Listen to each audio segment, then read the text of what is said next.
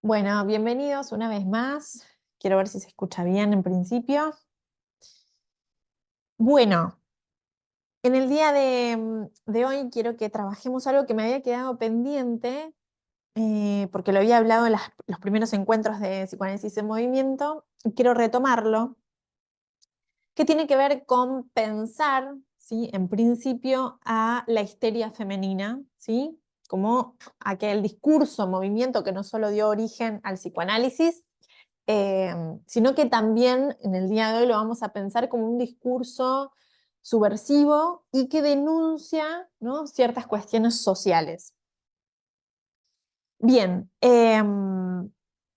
esto está basado y ligado a algo que yo vengo trabajando, que ya se enterarán cuando le dé lugar a que podamos abrirlo, pero que en principio lo vengo trabajando y tiene que ver con pensar, ¿no?, a la histeria como un constructo histórico, ¿sí? Es decir, lo pienso en términos sociales, ¿sí? Porque siento que el psicoanálisis es paradójico, porque le ha dado lugar y a la vez ha callado el discurso histérico o no le ha dado el lugar que merece, ¿no? Sobre todo como protesta. Ahora voy a adentrarme en eso, pero quería puntuar hacia dónde me voy a dirigir. Les decía, vengo trabajando en esto y ya se enterarán de más cuestiones. Pero bueno, vamos a situarnos en el día de hoy en pensar, entonces, yo les decía, en la histeria femenina, ¿sí? No me voy a dirigir a pensar, esperen, porque hay algo que está haciendo ruido acá, quiero silenciar. Bien, sigamos, perdón. Em, Les decía entonces, me voy a centrar en la histeria femenina. Bien, sabrán ustedes que en psicoanálisis nosotros trabajamos con, a ver, iba a decir seres sociales, porque sí, pero también pensaba, ¿no?, tomando aquello que Lacan nombra como parlet, ¿sí? Saben ustedes que Lacan crea este neologismo para hablar justamente de aquello que hace al sujeto como pregunta en el ser, ¿sí? Y él dice, bueno, no somos seres hablantes, sino que hablamos, entonces podemos construir un ser, ¿sí? El neologismo de Lacan, de parlet, para aquellos que no saben, se refiere a justamente no pensar al ser humano en términos de que primero es y después, ¿no?, puede pensar algo de eso, sino que al revés. Mediante el lenguaje, dice Lacan, puede hacerse la pregunta de qué es. Digamos, si podemos diferenciarlo, por ejemplo, con los animales, bueno, el animal es, qué sé yo, no se está preguntando, ¿no?, qué es, qué tiene que hacer, digo, hace. Mediante instinto hace. Pero saben ustedes que el humano no cuenta con esa capacidad instintiva, ¿no? Por el contrario, se está preguntando todo el tiempo, ¿qué es? ¿No? ¿Qué quiere el otro de mí? Es decir, fíjense que siempre el humano se está preguntando. Eso que puede preguntarse en relación al ser es por el lenguaje. Entonces Lacan dice, bueno, primero hablamos y luego, ¿no?, articulamos eso respecto del ser. Bueno, ¿a qué voy con esto? Los psicoanalistas trabajamos con eso. Eso que el sujeto se pregunta, ¿no? Sabrán ustedes además que Lacan incluye a las neurosis como justamente estar estructurado como una pregunta, ¿sí? Hay una pregunta de fondo. O más que de fondo, ahí, ¿no? Bien, eso que se articula mediante pregunta tiene que ver con el ser, ¿no? El neurótico se pregunta respecto de quién es. Se pregunta sobre el lugar social que tiene, qué es para los otros, ¿sí? Se darán cuenta entonces que el humano es un ser social en ese sentido, sí está bien como lo venía pensando, es decir, nosotros trabajamos con seres sociales. ¿Por qué puntúo esto? Porque justamente el fantasma no nace de la nada. Digo, los fantasmas que se arman en la neurosis no son inventos que se le ocurren a alguien, ¿no?, solitariamente, entonces eh, fantasmea que el otro lo usa, que el otro la quiere como objeto, que el otro, ¿no? Quiero decir, no es aislado, no es un invento personal, sino que justamente tiene que ver con aquello que se ha dicho socialmente. Y vamos a adentrarnos un poquito a qué voy con esto. Sabrán ustedes que en la histeria, ¿no?, lo que aparece fantasmáticamente es la idea de un uso, ¿sí? Es la idea de que sea usada como objeto, de que el otro la use, ¿no? De quedar sometida y sujetada a satisfacer meramente a un hombre, por ejemplo. Entonces pensemos, bueno, esto que fantasmea está muy lejos de lo que ha pasado con las mujeres a lo largo de la historia. Quiero decir, es algo, es una ocurrencia, por así decirlo, o efectivamente ha tenido que ver y ha tenido lugar, ¿no? En la sociedad. ¿Mm? Entonces, desde allí, nosotros los psicoanalistas podemos pensar que no es algo que se le ocurre, ¿no? A alguien, sino que justamente la histeria es una denuncia a ese discurso que se ha enmarcado, ¿no? En la sociedad. Es más, si nos remontamos, por ejemplo, a las histéricas de Freud, no porque sean de él, sino me refiero al contexto, ¿no? A esa época victoriana, de esa Europa, con esas mujeres en donde sí podemos ubicar históricamente lo que acontecía y que eran mujeres que estaban silenciadas, acalladas, eh, totalmente sometidas al hogar, ¿sí? A meramente cumplir tareas domésticas o a meramente ser madres, a ser pasivas sexualmente, por ejemplo. Es decir, no tienen ni voz ni voto, sin hablar. Digo, esa era la mujer de esa época. Y la histeria, ¿no? Surge como una rebelión, como una protesta, como una manera de decir algo, de denunciar lo que estaba pasando. Fíjense que Freud escucha eso. Es decir, más que escucha con Lacan, podemos decir, lee eso.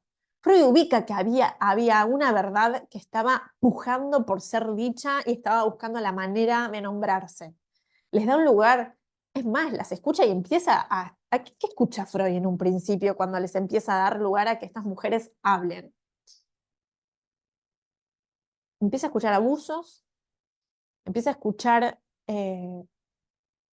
también fantasías, empieza a escuchar conflictos, empieza a escuchar deseos, empieza a escuchar a mujeres que quedaban en un lugar pasivo, retraído respecto de cuestiones sociales, ¿sí? Culturales. Escucha y no escucha, digo, escucha mucho de esto y le da lugar, por suerte, gracias a eso incluso existe el psicoanálisis, pero podemos también ubicar que hay un montón de cosas que no escuche, que no pesque, y que vamos a nosotros tomar el guante y, bueno, darle lugar a eso, ¿sí? No es que escucha todo, ¿no? Pero sí es verdad que le da muchísimo lugar e importancia Freud a esto, incluso la sexualidad femenina, ¿no? Pero bueno, yo decía entonces, fíjense que esa mujer de esa época victoriana estaba pujando y quejándose de lo que sucedía, digamos, no dejaba de denunciar el modo, ¿no? social en el que la mujer había quedado relegada. Entonces, ¿qué pasó después? ¿Qué pasó con el psicoanálisis? Que parecería que la histérica quedó en un lugar de, bueno, es quejosa, ¿no? Bueno, se queja y no se sabe qué quiere. Bueno, ¿qué quiere al final esta mujer?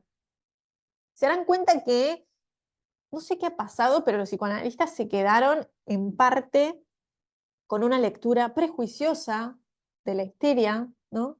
Se olvidaron del lugar social que cumplía la histeria, incluso algo que Lacan menciona y trae, ¿no? Como el lazo social, ¿no? Como un lugar importante, incluso hasta te diría, que esto que también lo menciona Lacan, como un lugar al que hay que histerizar los discursos, es decir, hay una potencia ahí súper valiosa del discurso histérico, pero parecería que algunos psicoanalistas quieren acallar, ¿no? Y nos encontramos de pronto con que se quejan de sus propias pacientes porque dicen, bueno, no sé qué quiere, ¿no? ¿Quiere esto o no quiere esto? Es decir, se olvidaron de la función que cumple, ¿no? El discurso histérico como discurso, ¿sí? De la potencia denunciativa que tiene también, ¿no? Entonces me parece que tenemos que revisar, ¿no? Nuevamente qué lugar le estamos dando a la histeria en el psicoanálisis, qué lugar le estamos dando a los consultorios, qué lugar y lecturas estamos haciendo también de ese discurso. Bien. vamos a retomar entonces esto que yo mencionaba, que tiene que ver con que pensemos, ¿sí?, a la histeria como un discurso que viene a poner en evidencia, ¿sí?, todo aquello en donde la mujer ha quedado oprimida, ¿sí?, en donde se ha sido silenciada, en donde no ha tenido lugar. Es decir, es un modo de discurso que denuncia justamente eso. ¿Y por qué hace falta que traigamos de vuelta esto? Porque parecería que de pronto se olvida la función que tiene un síntoma en psicoanálisis, que siempre es una respuesta, ¿sí? Es una solución de compromiso, es algo que se hace para tratar de darle alguna vuelta, ¿sí? Son respuestas subjetivas. Entonces, no nos olvidemos que eso también tiene que ver y está relacionado al lazo social, al discurso del amo incluso, ¿sí? ¿En qué sentido? En que no podemos olvidar que la histeria lo que trata de enunciar es el padecimiento, ¿sí?, que conllevan algunos discursos amo. Y con esto me voy a adentrar también a que pensemos que si bien el feminismo se ha planteado, ¿no?, como una respuesta, ¿sí?, a poder subsanar algunas de estas cuestiones, no tenemos que olvidar que no es que con eso se soluciona el asunto. Quiero decir, a ver, no sé si a ustedes les ha pasado, pero se ha escuchado de pronto, yo lo escucho en las consultas, que, bueno, ahora las mujeres quieren hacer todo lo que no han podido hacer, quieren hacer todo aquello que los hombres hacen, por ejemplo, ¿no? Y ahí me parece que entra en juego algo de identificarse nuevamente mediante lo que el hombre hace para hacer lo mismo y de esa manera solucionamos el asunto. Les doy un ejemplo. Ahora las mujeres de pronto, bueno, ya no se quedan esperando que el hombre avance, avanzan ellas, ¿no? Se lanzan a ser ellas las que seducen, dejar de ser pasivas, pasar a ser activas, ¿no?, en un montón de situaciones, adueñarse de algunos discursos también, poder tener cierta potencia. Bien, hay que tener cuidado con que esto, si bien permite cierta, digamos, cierto pasaje a justamente curar algo de esa pasividad, curar algo de aquello, ojo con creer que esto es una solución definitiva y que entonces se trataba de esto como solución. ¿Por qué digo que hay que tener cuidado con esto? ¿Por qué? Porque ustedes recuerden siempre que los discursos, cuando se ponen en discurso amo, lo que producen es un nuevo padecimiento y un nuevo etiquetamiento, digamos, del sujeto y por lo tanto una nueva idea super yoica, ¿no?, de lo que hay que hacer. Entonces ahora las mujeres de pronto, bueno, no les interesa más amar, usan al hombre como, como objeto sexual, ya no les importa nada, ¿no? Digo, que obviamente no deja de ser una respuesta subjetiva a todo lo padecido, sin duda, ¿no? Y que, digo, no me refiero a que esté mal, me refiero a que tengamos la sutileza de pensar, bueno, esto es una solución, digo, nosotros como psicoanalistas pensamos que listo, la paciente ahora encara, es ella la que disfruta su sexualidad libremente, buenísimo. ¿Esto es la solución a la cuestión? Digo, ¿se reduce la cuestión a esto puntualmente y ya está? ¿Solucionamos todos los conflictos? No. Digo, nos encontramos con que no se deja de padecer por haberle encontrado esta respuesta. De vuelta, que es una respuesta y que hay que darle lugar a como respuesta subjetiva, ¿sí?, a como denuncia. Pero ojo con creer que entonces con esto se soluciona el asunto.